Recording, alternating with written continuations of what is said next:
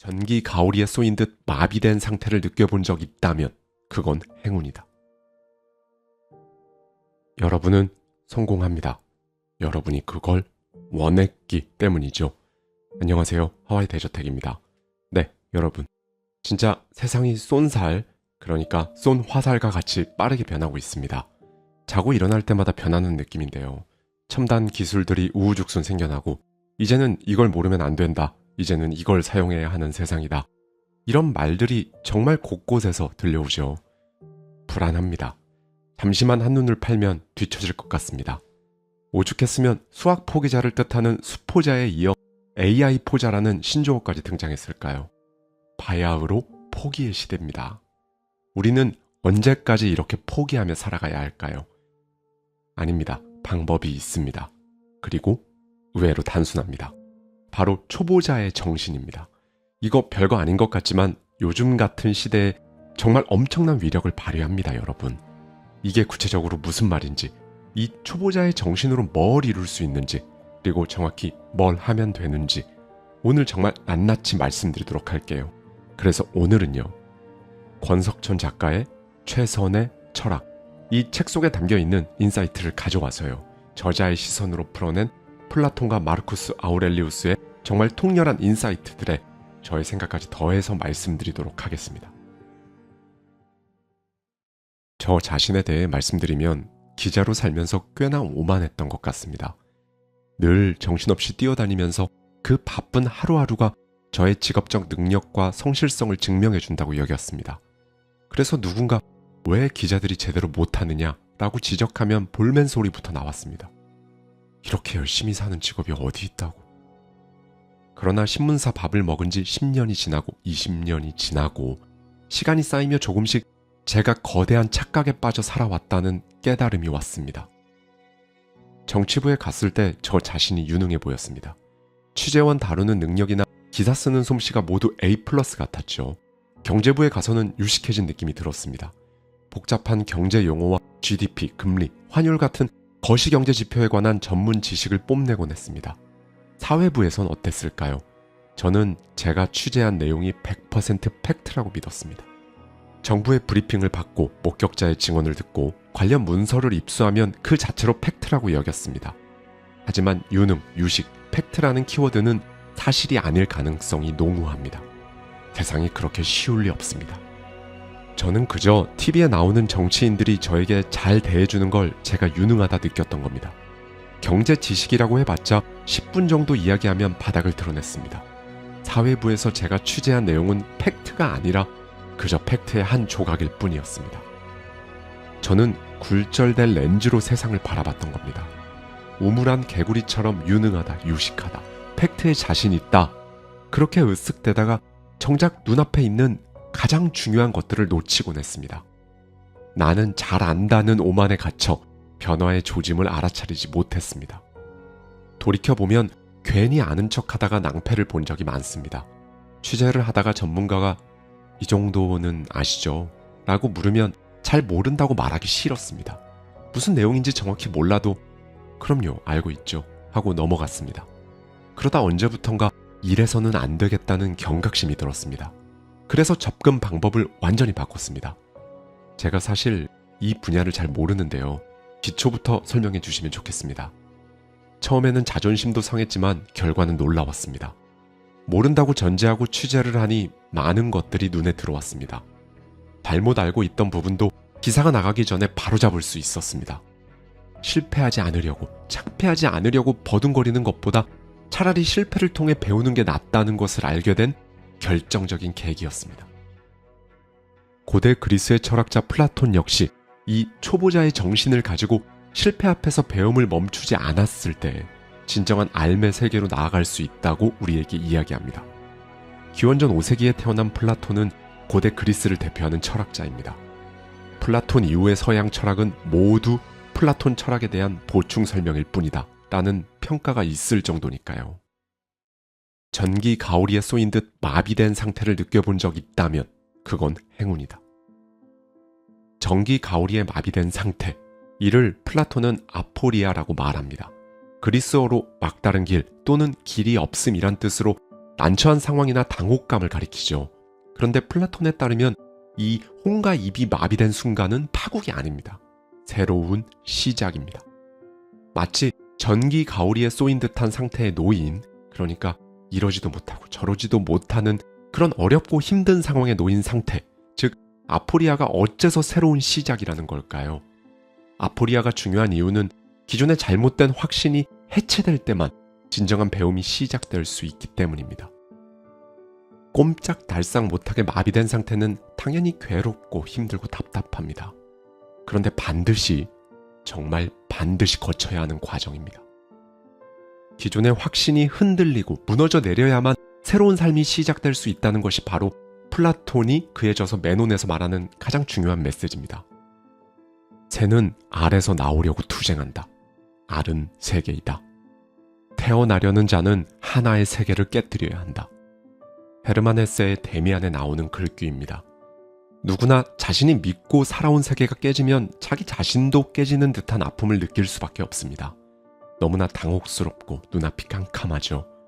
세상을 다 알 것 같았는데 다시 초보자로 처음부터 다시 살아야 하니까요. 하지만 이런 순간이야말로 오히려 성큼 성장할 수 있는 계기가 됩니다. 만약 여러분에게 이 순간이 찾아왔다면 그건 행운일지도 모릅니다. 사람들이 배움이라고 부르는 것은 사실 당신 안에 있는 것을 상기하는 것일 뿐이다. 상기는 지난 일을 돌이켜 생각해낸다는 뜻입니다. 플라톤은 이것을 인간의 혼이 참된 지식인 이데아에 도달하는 것이라고 하죠. 그런데 막상 들으면 어려운 것 같이 느껴집니다. 상기? 사람은 이미 모든 걸 알고 있고 그저 그걸 기억해내기만 하면 된다는 말인가? 이에 플라톤은 그의 저서 메논에서 자신의 스승인 소크라테스와 노예 소년의 대화 내용을 통해 이에 대한 답을 하는데요. 소크라테스는 이 소년이 상기하는 것 같은지 아니면 자신에게서 배우는 것 같은지 살펴보라고 합니다. 우선 소크라테스는 막대기로 모래의 정사각형을 그린 뒤 기하학 실험을 시작합니다. 그는 소년에게 4제곱푸스인 정사각형의 넓이를 2배로 만드는 방법을 묻습니다. 소년은 처음엔 각 변의 길이를 2배로 하면 된다고 말합니다. 소크라테스는 소년과 문답을 주고받으며 소년의 답이 틀렸음을 보여줍니다. 그런데 정답을 바로 알려주는 게 아니라 계속되는 질문을 통해 소년 스스로 그걸 깨닫도록 하는 거죠. 정사각형의 대각선을 이용하면 2배 넓이의 정사각형을 만들 수 있다는 것을 소년 스스로 깨치게 한 것입니다. 네, 그렇습니다. 실제로 이 소년은 소크라테스와의 대화에서 100% 자신의 의견만을 이야기했어요. 소크라테스에게 가르침을 받거나 정답에 대한 힌트를 얻거나 그 어떤 기술적인 도움도 없이 말이죠. 이 에피소드는 어떤 의미를 지니고 있을까요? 모르는 것은 알 수 없으니 생각해봐야 달라지는 건 없다고 생각할 때보다 모르는 것도 자신감을 갖고 한번 생각해보자 라는 태도를 취할 때 사람은 한 걸음 더 나아갈 수 있다는 겁니다. 그리고 이 노예 소년 에피소드에서 한 가지 주목할 점이 있습니다. 소크라테스는 소년이 틀린 답을 이야기할 때도 결코 그를 나무라지 않습니다. 오히려 그러한 실패가 정답에 조금 더 가까워지는 과정임을 강조하죠. 여러분, 다시 한번 말씀드리겠습니다. 그 실패가 정답에 조금 더 가까워지는 과정입니다. 앞서 제가 전기 가오리에 마비된 상태에 관해 말씀드렸던 것을 기억하실 겁니다. 궁지에 빠져 모른다는 사실을 알게 되는 순간, 바로 그 순간이 새로운 전환점이 된다는 것이죠.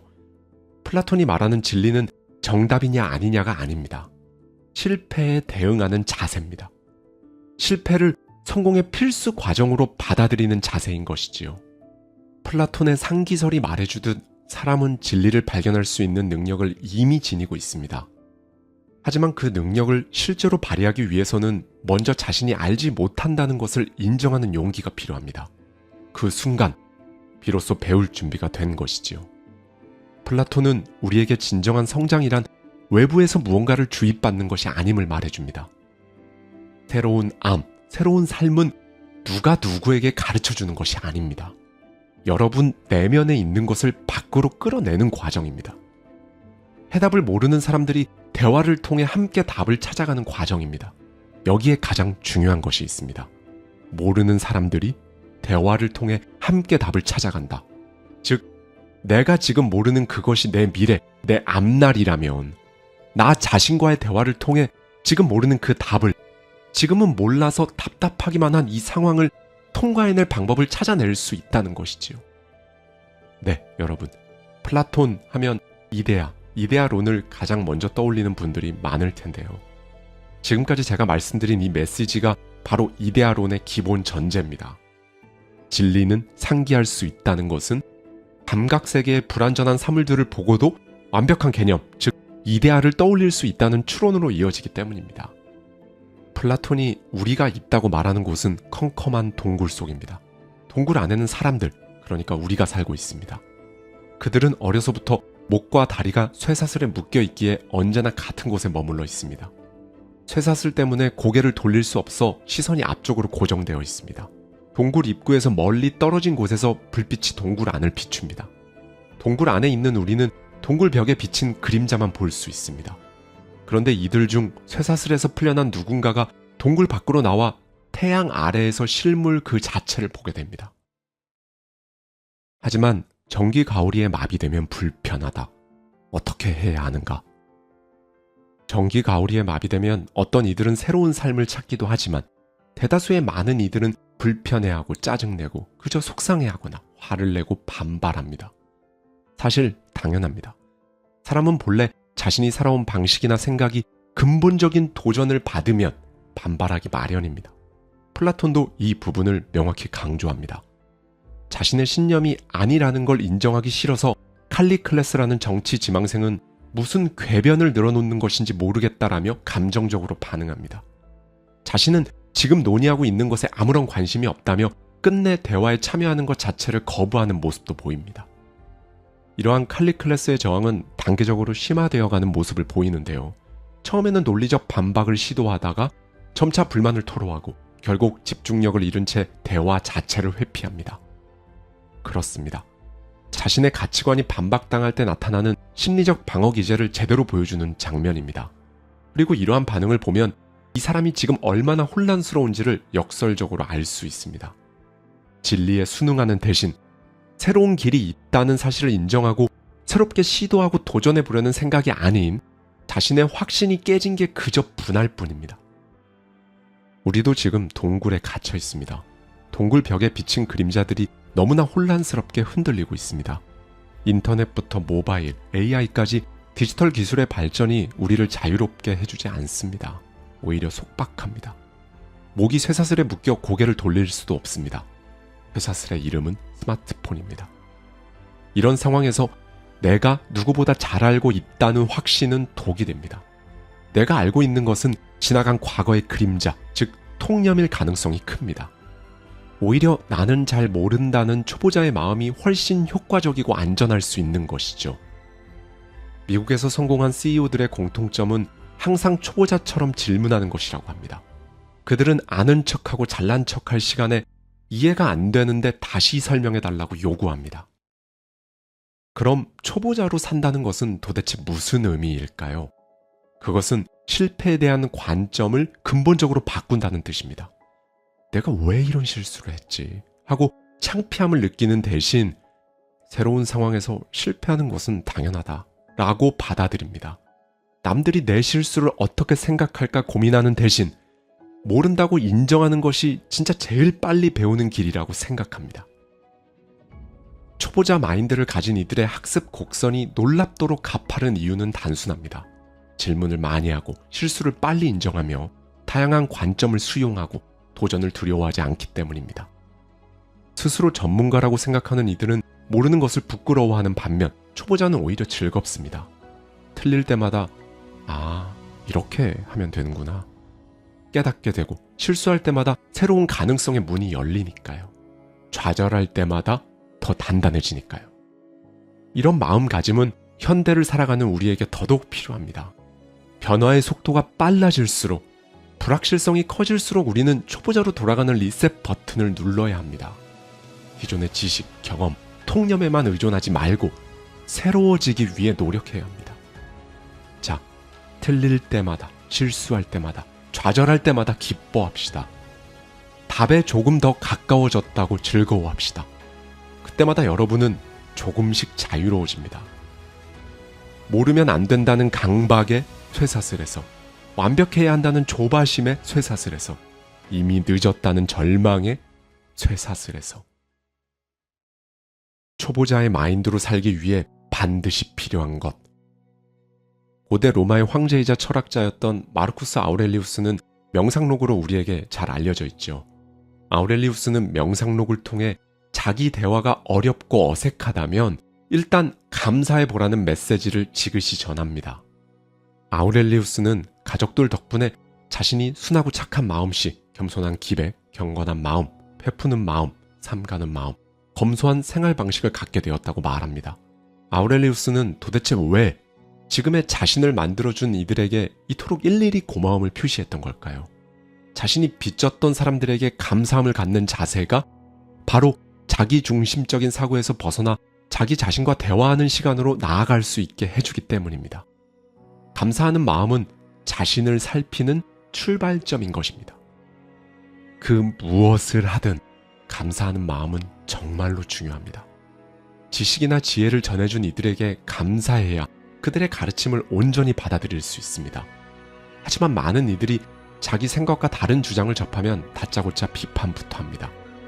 비판적 논리력을 강조하는 교육을 받다 보니 생긴 습관일까요? 내용만 대충 파악하고 심지어 어떤 때는 제목만 읽고 곧바로 비판 모드로 들어갑니다. 하지만 권력의 최정점에 있던 아우렐리우스는 그렇지 않았습니다. 당신도 스스로를 너로 지칭해보라. 주목할 점은 그가 자신을 너라고 부르며 끊임없이 대화를 시도한다는 것입니다. 너라고 지칭함으로써 자신을 객관화하는 것입니다. 거리를 두고 자신의 행동과 생각을 관찰하고 생각하고 판단하는 것이죠. 너는 무엇을 하고 있는가? 너는 왜 그렇게 생각하는가? 같은 질문으로 자기 자신을 점검하는 것입니다. 우리는 그에게서 자기 객관화의 자세를 배워야 합니다. 자기 객관화는 스스로를 제3자의 눈으로 바라보는 것을 말합니다. 이러한 거리 두기 없이 자신의 진짜 모습을 알아차린다는 것은 너무나 힘들기 때문입니다. 내가 나와 대화하는 것이 진짜 내 모습을 파악하는 것이 왜 이렇게 어려운 것일까요? 객관화되지 않은 생각과 감정이 우리를 이리 밀고 저리 당기면서 가만히 놔두질 않기 때문입니다. 생각해 보세요. 분노가 인다고 그 분노를 모두 밖으로 쏟아내면 우린 그저 분노의 노예, 찌꺼기일 뿐입니다. 그 대신에 내가 지금 분노를 느끼고 있구나. 깨달을 수 있다면 그 감정에 휘둘리지 않을 수 있습니다. 그렇다면 자신의 생각과 감정을 객관화하는 방법은 무엇일까요? 네, 그렇습니다. 아우렐리우스처럼 생각과 감정을 최대한 정확한 언어로 적어보는 것입니다. 언어라는 것은 사태를 정리하는 힘이 있으니까요. 이를테면 나는 지금 화가 나 있다 정도에서 멈추는 게 아니라 나는 지금 좌절감을 느끼고 있는데 그 원인은 무엇일까를 생각해 보는 것입니다. 내가 좌절감을 느끼는 것은 기대가 너무 크기 때문이 아닐까? 이런 식으로 추론해 보는 것입니다. 이렇게 생각과 감정이 객관적인 언어로 표현될 때 자신의 상태가 보이고 잘못된 점이 보이며 고칠 점이 드러납니다. 당신이 해야 하는 것에 있어서는 박력이 있어야 한다. 초보자의 정신으로 그걸 위해 나 자신과 대화를 이어가다 보면 어느새 여러분이 원하는 삶에 한층 가까워져 있을 것입니다. 그리고 마지막으로 그 모든 과정을 기세 있게 해 나아가십시오. 기세가 중요한 이유는 악당을 쓰러뜨리는 데만 있는 것이 아닙니다. 기세는 자신감을 높여주고 긍정적인 에너지를 주며 어려움을 통과할 수 있는 힘이 됩니다. 이런 기세를 키우기 위해서는 자기 자신과 긍정적인 대화를 해야 하고 초보자의 정신으로 크고 작은 성취의 경험들을 계속 쌓아 나아가야 합니다. 기세 있게 나아가기 위해서는 무엇보다 여러분이 지금 하는 그것에 천착해야 합니다. 천착은 표면적인 정보를 긁어 모으는 것이 아닙니다. 마치 다이아몬드 광부가 암석을 뚫어 보석을 찾아내듯 그 일의 핵심에 다다를 때까지 끝까지 파고드는 자세를 말합니다.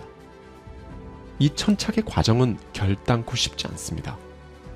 긴 시간 동안 깊은 고민이 축적되어야 합니다. 어쩌면 기세는 빙산의 일것과 비슷할지도 모릅니다. 수면 위로 드러난 웅장한 모습은 바닷속 깊이 거대한 빙산이 떠받쳐주고 있기에 가능한 것입니다. 이러한 땀과 눈물 없이 만들어진 기세는 허세나 객기일 뿐입니다. 지금 여러분이 삶의 문제를 마주하고 있거나 삶의 갈림길 앞에 서 있다면 스스로에게 물어보십시오. 과연 나는 이것에 대해 얼마나 애정을 갖고 들여다봤는가? 문제점을 파악하고 해결책을 모색하기 위해 얼마나 아등바등했는가? 이러한 물음들에 자신있게 답할 수 없다면 천착의 과정을 거쳐야 합니다. 여러분, 진정한 기세란 끝까지 고민해본 자만이 가질 수 있는 깊은 내면의 힘입니다. 기억하십시오. 잠 못 이루는 당신의 수많은 오늘들이 당신의 내면에 녹아 당신만의 기세를 만들어 줄 것입니다. 강철 같은 기세는 뜨거운 고민과 좌절이라는 불꽃 속에서 단련된다는 것 잊지 않으셨으면 좋겠습니다. 감사합니다. 지금까지 하와이 대저택이었습니다.